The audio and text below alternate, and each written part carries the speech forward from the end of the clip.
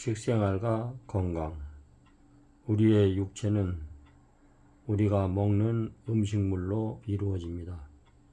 육체의 조직은 끊임없이 파괴되고 있으며 육체의 각 기관이 움직일 때마다 소비가 생기는데 그 소비는 우리의 음식물로 보충이 됩니다. 우리 몸의 각 기관은 거기에 해당되는 영양소가 필요합니다. 우리의 뇌는 그 몫에 해당되는 분량을 공급받아야 하고 뼈와 근육과 신경 역시 그들의 몫이 필요합니다. 음식물이 피로 바뀌고 그 피가 육체의 여러 부분을 형성하는데 사용되는 것은 놀라운 과정입니다. 그리고 이 과정은 끊임없이 계속되면서 모든 신경과 근육과 조직에 생명과 힘을 공급합니다. 음식물의 선택. 육체를 이루는데 필요한 요소를 가장 잘 공급해주는 음식물을 선택해야 합니다. 이런 선택에서 식욕은 완전한 지침이 못됩니다. 잘못된 식사 습관으로 말미암아 식욕은 왜곡되었습니다. 때때로 식욕은 건강을 해치고 활력 대신 연약함을 초래하는 음식물을 요구합니다. 우리는 사회의 간섭에 의하여 안전하게 지도를 받을 수 없습니다. 도처에 퍼져 있는 질병과 고통은 식생활에 대한 일반적 오류와 주로 관련되어 있습니다. 가장 좋은 음식물이 어떠한 것인지 알기 위하여 우리는 사람의 식생활을 위한 하나님의 원래의 계획을 연구해야 합니다. 인간을 창조하시고 그의 필요를 아시는 분께서는 아담에게 음식물을 지정해 주셨습니다. 예수님께서는 집에 있는 모든 채소와 씨 가진 열매 맺는 모든 나무를 너에게 주느니 너희의 식물이 되리라. 창세기 1장 29절 말씀. 인간이 죄의 저주로 에덴 동산을 떠나 토지를 경작하여 생계를 유지하게 되었을 때 사람은 역시 밭의 채소 창세기 3장 18절을 먹도록 허락을 받았습니다. 곡식과 가실과 견과와 야채는 우리 창조주께서 우리를 위하여 선정해 주신 음식물입니다. 이러한 식물을 할 수 있는 대로 간단하고 자연스러운 방법으로 요리하면 가장 건강적이요 자양적인 식물이 됩니다. 이런 식물은 복잡하고 자극성 있는 음식물에서 얻을 수 없는 힘과 인내력과 정신력을 줍니다. 그러나 건전한 음식물 자체가 모든 환경에서 우리의 필요에 똑같이 적합한 것은 아닙니다. 음식물을 선택할 때는 주의를 기울여야 합니다. 우리의 식생활은 계절과 우리가 사는 곳의 기후와 우리가 종사하고 있는 직업에 적합해야 합니다. 여기 보면은 우리가 음식물을 선택할 때는 우리의 식생활은 계절과 봄, 여름, 가을, 겨울 우리가 사는 곳의 기후와 우리가 종사하고 있는 직업에 적합해야 한다고 그랬습니다. 어떤 계절이나 어떤 기후에 사용하기에 적합한 음식물이 다른 계절이나 기후에는 적합하지 않게 됩니다. 이처럼 각기 다른 직업에 종사하는 사람들에게 가장 적합한 음식물들이 따로 있습니다. 심한 육체 노동에 종사하는 사람들에게 유익하게 사용될 수 있는 음식물이 앉아서 노동하는 사람들이나 심한 정신 노동을 하는 사람들에게 적합하지 않는 일이 종종 있습니다. 하나님께서는 건강에 좋은 여러 가지 음식물들을 우리에게 충분하게 주셨습니다. 그러므로 각 사람은 경험과 건전한 판단을 통하여 자기의 필요에 가장 적합한 것을 선택해야 합니다. 천연계는 과일과 견과와 곡식을 풍부하게 생산해냅니다. 그리고 해마다 각 곳에서 나는 산물들이 중과된 운송시설에 의하여 모든 사람에게 더 널리 공급되어 있습니다. 그 결과 몇 년 전까지 비싼 사치품으로 여겼던 여러 가지 음식물들이 오늘날은 매일 사용하는 음식물로 모든 사람에게 주어지게 되었습니다. 특별히 말리거나 통조림한 과일이 그런 경우에 해당합니다. 견과와 견과류 음식물들이 주로 육류를 대신하여 사용되고 있습니다. 견과를 곡식과 과일과 근체류와 배합하면 건강에 좋고 영양분이 많은 음식물이 되어 수 있습니다. 그러나 지나치게 많은 분량의 견과를 사용하지 않도록 주의해야 합니다. 견과류 음식물들을 사용함으로 얻는 나쁜 결과를 이해하는 사람들은 이 예방책의 유의함으로 어려움을 해소할 것입니다. 또한 어떤 견과류는 다른 견과류보다 좋지 못하다는 것을 기억해야 합니다. 아몬드는 땅콩보다 낫습니다. 그러나 땅콩은 양에서 제한되어 있을지라도 곡식과 함께 사용하면 영양분이 많고 소화도 잘 됩니다. 올리브유는 적당하게 마련하기만 하면 견과와 마찬가지로 버터와 육류를 대신하게 됩니다. 올리브유에 들어있는 기름은 동물성 기름이나 지방질보다 훨씬 더 좋습니다. 그것은 이한자료로 사용됩니다. 그것을 사용하면 혈액 환자에 도움이 된다는 것을 알게 됩니다. 그리고 그것은 염증이 있고 자국을 받고 있는 위장을 치료합니다. 맛이 좋고 자극성이 많은 음식물에 익숙한 사람들은 비정상적인 미각을 가지고 있으므로 평범하고 단순한 음식물을 즉시 맛있게 먹을 수 없습니다. 미각이 정상적으로 돌아오고 위장이 받아온 혹사에서 회복하는 데는 시간이 걸릴 것입니다. 그러한 건전한 음식물을 끈기 있게 사용하는 사람들은 얼마 후 그것이 맛이 좋다는 것을 깨닫게 될 것입니다. 그 음식의 맛 좋고 훌륭한 풍미를 식별하게 되면 불건전한 진미에서 얻을 수 있었던 것보다 더 큰 기쁨으로 그 음식을 먹게 될 것입니다. 그리고 건전한 상태가 된 위장은 병적인 상태도 아니고 가중한 침도 지지 않은 채 그 이물을 쉽게 수용할 수 있게 됩니다. 건강을 유지하려면 양호하고 영양분이 많은 음식물을 충분히 섭취할 필요가 있습니다. 만일 우리가 현명하게 계획을 세우게 되면 건강에 가장 도움이 되는 것을 거의 모든 지방에서 얻을 수 있습니다. 쌀, 밀, 옥수수, 기리로 된 여러 가지 조제품들과 또한 콩, 완두, 렌즈콩 등의 외국의 어느 곳으로 보내지고 있습니다. 국내산이나 수입한 과일, 그리고 어느 지역에서나 자라나는 각종 채소는 육류를 사용하지 않고 완전한 음식물을 선택할 수 있는 기회를 줍니다. 과일을 많이 재배할 수 있는 곳에서는 어디서든지 통조림을 하거나 건과를 만들어 겨울에도 풍성하게 공급될 수 있도록 준비할 것입니다. 씨 없는 포도, 구주베리, 사탕열매, 양딸기, 나무딸기, 덩굴딸기, 검은딸기 같은 작은 실과들은 별로 사용되지 않거나 재배를 등한히 하는 여러 지역에서 잘 자랄 수 있습니다. 가정용 통조림 제조를 위해서 가능한 언제나 양철 깡통보다 유리기구를 사용하는 것이 좋을 것입니다. 그리고 통조림할 실과는 상하지 않고 성한 것이 되어야 한다는 것이 필수적입니다. 설탕을 많이 사용하지 말고 삶때 보존하기에 충분한 만큼 삶으십시오. 이렇게 준비해 놓으면 싱싱한 과일의 훌륭한 대용이 됩니다. 건포도, 자두, 사과, 배, 복숭아, 살구 등과 같은 견과들을 알맞은 값에 구할 수 있는 곳에서는 좀 더 수월하게 그것들을 주요 식품으로 사용할 수 있습니다. 그것들이 각 계층 노동자에게 건강과 원기를 준다는 사실을 알게 될 것입니다. 한 끼에 여러 가지 많은 음식을 차려놓지 말 것이다.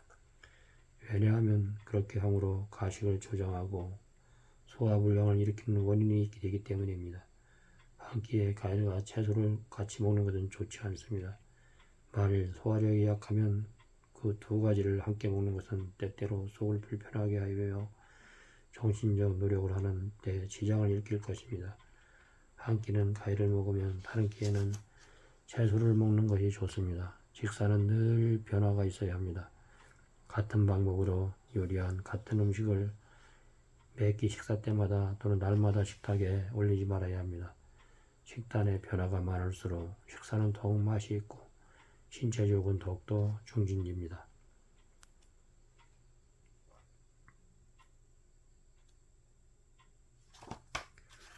운동장에서 다름질하는 자들이 다 달아날지라도 오직 상 얻는 자는 하나인 줄을 너희가 알지 못하느냐. 너희도 또로 이와 같이 다름질하랴. 고린도전서 9장 24절. 음식물의 조리. 단순히 식욕을 만족시키기 위하여 먹는 것은 잘못입니다. 그러나 음식의 질이나 음식을 조리하는 방법에 대하여 무관심해서는 안 됩니다. 먹는 음식이 맛이 없으면 신체는 영양분을 잘 섭취하지 못하게 될 것입니다. 음식물은 주의 깊게 선택되고 지혜롭고 기술적으로 조리되어야 합니다. 흰 밀가루는 빵을 만드는 데 최선의 재료가 아닙니다. 그런 밀가루를 사용하면 건강에 좋지 않고 경제적으로도 불리합니다. 정제한 밀가루 만든 빵은 통밀가루로 만든 빵보다 영양소가 부족합니다. 그것은 흔히 변비와 그 밖에 여러 가지 건강치 못한 신체 조건의 원인이 됩니다. 빵을 만들 때 소다나 베이킹 파우더를 사용하는 것은 해로움으로 필요하지 않습니다. 소다는 위에 염증을 일으키는 원인이 되고 때로는 신체에 온 기관을 중독시킵니다. 주부들은 소다가 없으면 좋은 빵을 만들 수 없다고 생각합니다. 그러나 그것은 잘못입니다. 만일 그들이 더 좋은 방법으로 배우려고 노력한다면 만드는 빵은 더 건강해졌고 입에 더 잘 맞을 것입니다. 부풀리거나 이스트를 넣은 빵을 만들 때 물 대신에 우유를 사용하여 비용이 더 들 뿐 아니라 건강에 좋지 않습니다. 우유로 만든 빵은 물로 만든 빵보다 구운 후에 오랫동안 맛을 유지하지 못하고 우유에 들어가면 쉽게 발효됩니다. 빵은 가볍고 맛이 좋아야 합니다. 조금이라도 신맛이 있어서는 안 됩니다. 빵덩어리는 작게 하고 가능한 한 완전히 구워 누르끈을 죽여야 합니다. 어떤 종류의 부풀린 빵은 금방 구워내어 뜨거울 때는 소화가 잘 되지 않습니다. 그런 빵은 식탁에 절대로 올려놓지 말 것입니다. 그러나 이 규칙은 누룩 없는 빵에는 적용되지 않습니다. 이스트나 누룩을 넣지 않고 통밀가루로 만들어서 화력이 좋은 오븐에 갓 구워낼 눌빵을 건강에도 좋고 맛도 있습니다. 죽이나 미음을 만들기 위하여 사용되는 곡식은 여러 시간 동안 끓여야 합니다. 그러나 연한 음식이나 유등식은 철저히 씹어야 하는 마른 음식보다 건강에 이롭지 못합니다. 2번 구운 빵은 소화가 아주 잘 되고 맛이 좋은 음식입니다. 부풀린 모든 빵을 조각조각 썰어서 오븐에서 말리되 수분이 완전히 없어질 때까지 말리도록 하십시오. 그 다음 전체를 약간 노릇노릇하게 굽습니다. 이 빵은 건조한 곳에서 다른 보통 빵보다 훨씬 오랫동안 저장할 수 있습니다. 그리고 사용하기 전에 다시 데우면 처음 만들었을 때와 마찬가지로 새로운 것이 됩니다. 하나님이 가라사대 내가 온 지면에 심있는 모든 채소와 씨 가진 열매에 든 모든 나무를 너에게 주느니 너희 식물이 되리라. 창세기 1장 29절 말씀. 설탕은 너무 많이 음식에 사용하는 것이 보통입니다. 케이크, 단푸딩, 빵, 과자류, 젤리잼은 소화불량의 주원이 됩니다. 특별히 우유와 달걀에 설탕과 주요 성분이 되어 있는 커스터드와 푸딩류는 해롭습니다. 우유와 설탕을 많이 쓰거나 함께 사용하는 것은 피해야 합니다. 우유를 사용하려면 완전히 소독해야 합니다. 이 점만 주의하면 우유 사용으로 병균에 전염될 위험은 적을 것입니다. 버터는 식은 빵에 발라 먹으면 요리에 사용하는 것보다 덜 해롭습니다. 그러나 일반적으로 그것을 전폐하는 것이 좋습니다. 치즈는 한층 더 해롭습니다. 이는 전혀 음식물로 적당치 않습니다. 불충분한 음식과 요리를 잘못한 음식은 조혈기관을 약화시키므로 혈액의 질을 나쁘게 합니다. 그것은 신체 조직을 창나게 하고 질병을 일으키고 동시에 신경감염과 우울증을 가져옵니다. 잘못된 요리로 희생된 자들은 실로 허다합니다. 많은 무덤 위에 좋지 못한 요리로 사망함, 의장가루로 사망함이라고 기록해야 할지 모릅니다. 요리하는 사람들이 건강요리법을 배우는 것은 신성한 의무입니다. 많은 영혼들이 좋지 못한 요리법의 결과로 잃어버림을 당합니다. 좋은 빵을 만드는데 생각과 주의를 기울여야 하므로 한 덩어리 좋은 빵 속에 많은 사람이 생각한 이상의 종교가 포함되어 있습니다. 참으로 훌륭한 요리사는 드뭅니다. 젊은 부인들은 요리나 그 밖에 가사를 하는 것을 위천한 일로 생각합니다. 이러한 이유로 처녀들은 자신이 결혼하여 가족을 돌보게 될 때 맡게 될 조부와 어머니 역할에 대하여 별반 생각이 없습니다.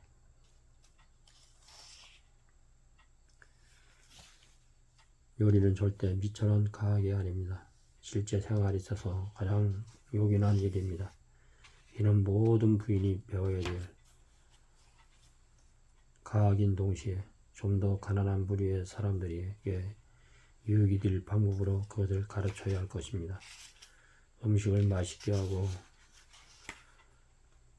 동시에 단순하고 영양 있게 만드는 데는 기술이 요구되지만 그것은 가능한 일입니다. 요리하는 사람들은 간소하고 위생적인 방법으로 단순한 음식을 요리할 줄 알아야 합니다. 그렇게 되면 음식이 단순하기 때문에 더 건강에 좋은 것은 물론이요, 더 맛 좋은 것을 발견할 것입니다. 가정의 중요한 위치에 있으면서 건강 좋은 요리법의 기술을 아직 이해하지 못하고 있는 여인들은 자기 가족의 건강에 대단히 필요한 것을 배울 결심을 해야 합니다. 여러 곳의 위생적인 요리학교가 이 방면에 대한 교육의 기회를 제공합니다. 이러한 시설에 도움을 받지 못하는 부인들은 좋은 요리사에게 교육을 받아야 합니다. 그리하여 주방기술의 안주인이 되기까지 직무를 위해 인내하고 꾸준히 노력해야 합니다. 식사를 규칙적으로 하는 것은 매우 중요합니다. 몇 끼의 식사 시간을 규칙적으로 정해놓아야 합니다. 식사 시간에 각 사람은 신체가 요구하는 것을 먹도록 하십시오. 그런 다음에는 다음 식사 때까지 아무것도 먹지 않도록 하십시오. 신체가 아무 음식도 요구하지 않는 때 불규칙하게 식사 사이에 먹는 사람들이 많이 있습니다. 그들은 버릇을 고칠 만한 충분한 의지력을 갖지 못했기 때문입니다. 어떤 사람들은 여행할 때 먹을 것이 손에 닿기만 하면 항상 먹습니다. 이것은 매우 해롭습니다. 만일 여행하는 사람들이 단순하고 영양 있는 식물을 규칙적으로 먹는다면 그들은 그렇게 심한 피로를 느끼거나 질병으로 크게 고생하지 않아도 될 것입니다. 또 하나의 해로운 버릇은 취침 시간 바로 전에 먹는 일입니다. 정규적인 식사를 하였을지라도 피곤한 느낌이 있기 때문에 음식을 더 먹게 됩니다. 이와 같은 그릇된 행동에 빠짐으로 하나의 습관이 형성되고 그것이 너무 굳어져 버리기 때문에 음식을 먹지 않고는 잘 수 없다고 생각하게 됩니다. 늦게 식사를 한 결과로 소화작용은 자는 시간에도 내내 계속됩니다. 그러나 위가 계속적으로 활동할지라도 그 활동은 정상적으로 이루어지는 것은 아닙니다. 잠은 불유쾌한 꿈 대신에 장애를 받게 되고 아침에는 흐리멍텅한 기분으로 일어나게 되며 식사에 대한 유혹을 별반 갖지 못하게 됩니다. 우리가 휴식을 위하여 잠자리에 들 때 위도 모든 일을 끝내야 합니다. 그건 역시 신체와 다른 각 기관들처럼 쉬워야 합니다. 늘 앉아 일하는 사람에게 밤늦게 먹는 저녁 식사는 특별히 해롭습니다. 그것 때문에 생기는 장애가 때로는 죽음을 초래하는 경우에 시초가 됩니다.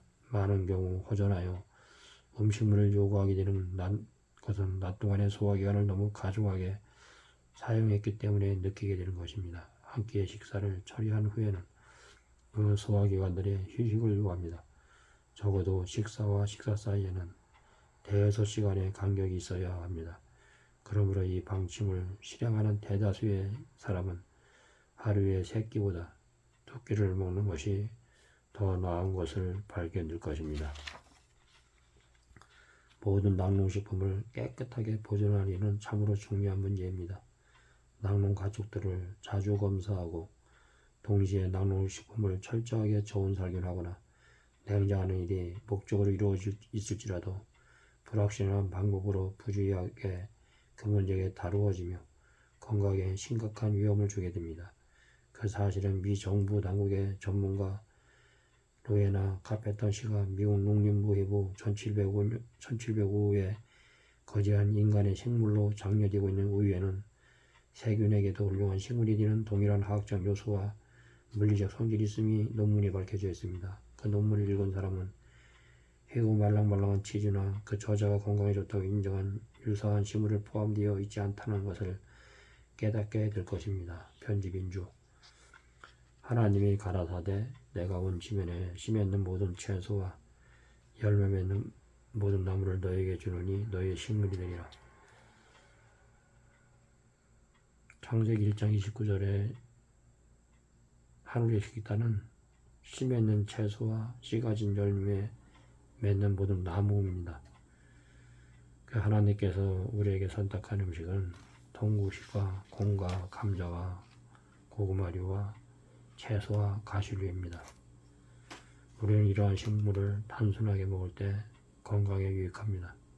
그래서 곡식과 가실과 견과와 야채는 창조주께서 우리를 위하여 선정해 주신 하늘의 식단이라 하랬습니다. 매 끼 식사 때마다 서너 가지 단순하게 돌려잡수시면 건강에 가장 유익한 음식이 될 것입니다. 건강생활의 지혜 2권 건강생활의 지혜 식생활 건강 40에서 46페이지에 대한 내용입니다.